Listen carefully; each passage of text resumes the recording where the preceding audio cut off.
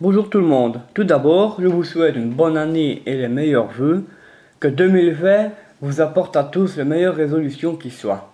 Ensuite, en ce qui concerne la chaîne, j'avais l'idée de créer une playlist dans cette chaîne où seront regroupées une fois par mois une vidéo de présentation sur les kits ou modules genre Wellman ou autres qui sont des kits à assembler. Dans ce type de vidéo, je vous montrerai le produit une fois terminé. Et je ferai donc une petite démonstration de ce produit. Je vous montrerai la documentation qui va avec, donc à savoir les schémas électriques et autres. Et je ferai, selon moi, ce que je trouve de pour et contre ce genre de petit module. En ce qui concerne cette vidéo, donc j'en reviens sur le montage de la vidéo précédente, à savoir la réaction d'un micro électret. Donc dans cette vidéo, je vais vous expliquer via son schéma électrique comment fonctionne ce petit montage. Et ensuite, je ferai la petite démonstration habituelle. Ne quittez pas, je vous rejoins directement après l'introduction de cette vidéo.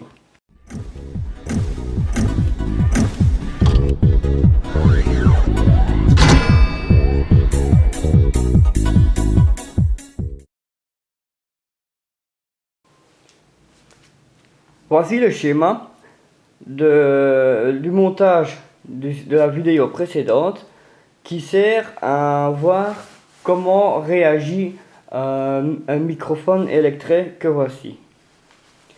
Avant tout, je vais peut-être d'abord vous expliquer donc ce qu'est donc ce genre de petit composant qui est ce microphone électrique.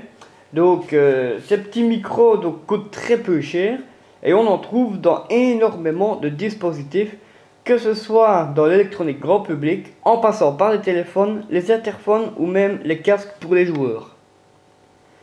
Cependant, d'où vient le nom de électret? Tout simplement, en fait, il contient un film électrostatiquement chargé et il agit comme un aimant comme quand il est chargé donc en permanence. Les ondes sonores vont, elles, modifier la capacité entre ce film et un élément proche de celui-ci. Donc cet élément qui est proche de ce film électrostatiquement chargé, c'est tout simplement donc un petit ampli intégré qui percevra donc toutes ces modifications et qui va générer une onde de sortie, mais celle-ci sera trop faible. Et c'est la raison pour laquelle on aura besoin d'un amplificateur opérationnel, mais ça, j'en parlerai dans une vidéo ultérieure.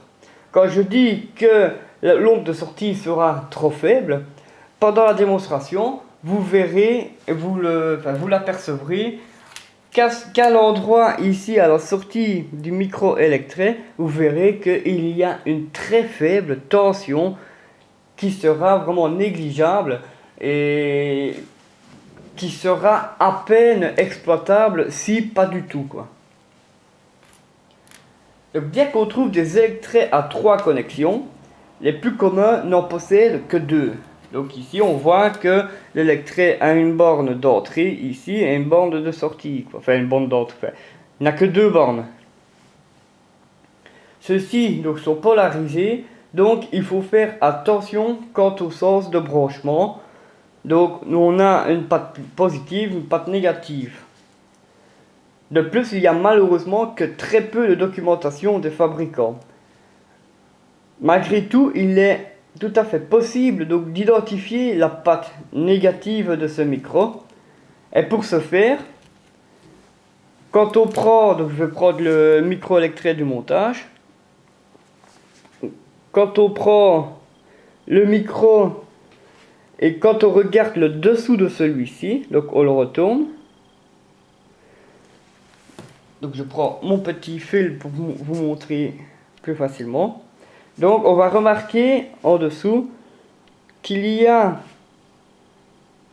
sur une des connexions trois petites tiges métalliques qui partent d'une des connexions, donc ici, qui partent de la connexion et qui se dirigent vers la carcasse de ce électret. Et cette connexion, c'est tout simplement la patte négative. Du fait que cette patte est raccordée à la carcasse, donc c'est la masse.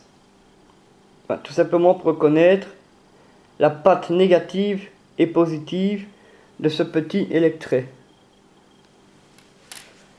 Donc, ce type de composant, il faut également savoir que ce genre de composant est très fragile, car il peut être endommagé par la chaleur, et donc il est préférable d'utiliser, quand on le soude sur un PCB, de ne pas utiliser un fer trop puissant.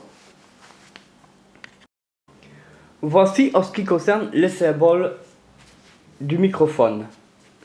Il y en a, on va dire ici 6 qui représentent tous les microphones, je veux dire confondus. Les symboles du dessus représentent tous les microphones confondus. Et ceux du bas sont quant à eux spécifiques aux électrets. Ce qui ressemble à un condensateur dans le symbole, donc ici et ici, c'est tout simplement les films chargés électrostatiquement qui se trouvent dans le microphone électret. Comme la plupart des capteurs, donc la sortie de l'électret comporte un transistor interne à collecteur ouvert. Cependant, les électrets délivrent une tension alternative et non plus continue, ce que nous allons voir lors de la petite démonstration. En effet, un son, donc c'est simplement pour, vulgariser un maximum, un son est une succession d'ondes alternatives allant de 20 Hz à 15 kHz. En dessous de 20 Hz, la fréquence est trop basse, donc le son n'est pas audible. Et au-dessus de 15 kHz, la fréquence est trop haute. Et là, on rentre dans les ultrasons. Et là, l'oreille humaine ne peut ou très difficilement percevoir ce genre de son. Concernant le montage du circuit présenté ici, on voit qu'il utilise très peu de composants, à savoir une résistance de 4,7 kΩ, un microphone électret, et c'est tout. Ici, ce circuit est alimenté sous une tension de 9 volts, et ici nous avons un voltmètre qui va mesurer du courant alternatif, une tension alternative, et non continue. Vous allez voir après le pourquoi. Tout d'abord, en ce qui concerne le fonctionnement du micro-électret, on voit que j'ai été raccordé en série à celui-ci une résistance ici. Pourquoi? Tout simplement, un micro-électret n'est pas comme tous les autres micros où on va parler simplement dedans, et en sortie de celui-ci, on va avoir un signal. Ici, un micro-électret, il va falloir avant tout le polariser. Et pour ce faire, on va utiliser une résistance dite ici de pull-up, qui vient du positif, et qui va venir rejoindre la bande positive de ce micro. De cette façon, en parlant dans le petit électret, celui-ci va, en sa sortie, délivrer un signal. Donc, quand nous parlons dans ce micro, tout simplement, qu'est-ce qui va se passer? Le son de notre voix va venir modifier la capacité qui se situe au niveau du film chargé électrostatiquement à l'intérieur de ce micro. Et les vibrations émises par le son vont, elles, émettre un signal préamplifié par un petit ampli interne dans ce petit composant qui fera qu'en sortie, on va avoir une certaine tension alternative. Vous verrez que lors de la démonstration, cette petite tension alternative n'est pas suffisante pour être exploitable. Je vais passer maintenant à la démonstration de ce circuit.